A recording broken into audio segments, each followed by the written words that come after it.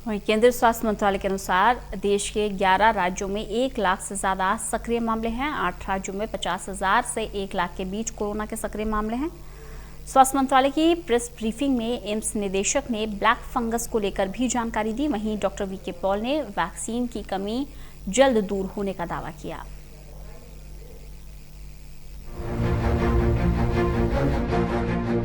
Corona virus महामारी की दूसरी लहर का सामना कर रहे देश में बीमारी की स्थिति को लेकर केंद्रीय स्वास्थ्य एवं परिवार कल्याण मंत्रालय ने शनिवार को एक प्रेस वार्ता के माध्यम से जानकारी दी है।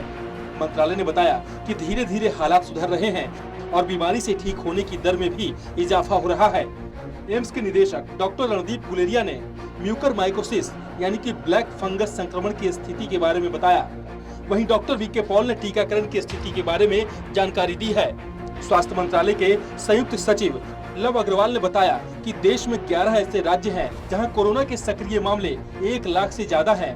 वहीं 8 राज्य ऐसे हैं जहां सक्रिय मामले 50,000 से 1 लाख के बीच हैं। 17 राज्यों में 50,000 से कम सक्रिय मामले हैं। महाराष्ट्र, उत्तर प्रदेश, गुजरात और छत्तीसगढ़ राज्य जहां बड़ी संख्या में मामले आ रहे हैं, लेकिन इसके साथ ही इन राज्यों में सक्रिय मामलों में भी कमी दर्ज की जा रही है। अग्रवाल ने कहा कि महामारी के प्रसार को रोकने के लिए हमारे कंटेनमेंट प्रयास पर काम कर रहे हैं। भारत में कुल संक्रमण दर जो पिछले सप्ताह 21.9% पर थी, अब घटकर 19.8% पर आ गई है। उन्होंने बताया कि दिल्ली, छत्तीसगढ़, दमन दीव, हरियाणा, मध्य प्रदेश में केस पॉजिटिविटी में बड़ी गिरावट दर्ज की गई है। डॉक्टर गुलेरिया ने कहा कि म्यूकरमाइकोसिस यानी कि ब्लैक फंगस के जीवाणु मिट्टी, हवा, यहाँ तक कि भोजन में भी पाए जाते हैं, लेकिन ये कमजोर होते हैं और आमतौर पर संक्रमण का कारण नहीं बनते हैं। उन्होंने कहा कि कोविड से पहले इस संक्रमण के बहुत कम मामले थे, लेकिन अब कोविड के कारण इनके मामले बड़ी संख्या में सामने आ रहे हैं। डॉक्टर रणदीप गुलेरिया ने बताया कि वर्तमान में इस फंगस संक्रमण से पीड़ित 23 मरीजों का एम्स में इलाज चल रहा है। इनमें से 20 मरीज अभी भी कोरोना वायरस से संक्रमित हैं और बाकी लोग संक्रमण से ठीक हो चुके हैं। उन्होंने कहा कि देश के कई राज्यों में म्यूकरमाइकोसिस के 500 से भी ज्यादा मामले सामने आ चुके हैं। कोविड एसोसिएटेड म्यूकरमाइकोसिस एक फंगल इन्फेक्शन है। इसके जो स्पोर्स हैं इस फंगस के, वो मिट्टी में भी पाए जाते हैं, हवा में भी पाए जाते हैं, कुछ हद तक ये कहते हैं कि फूड में भी पाए जाते हैं। लेकिन ये फंगस जो है लो विरुलेंस है, यूजली इन्फेक्शन नहीं करता है। और अगर हम कोविड से पहले की बात करें तब भी ये फंगल इन्फेक्शन देखा जाता था, लेकिन इसकी इंसिडेंस बहुत कम थी और रेयर इन्फेक्शन था।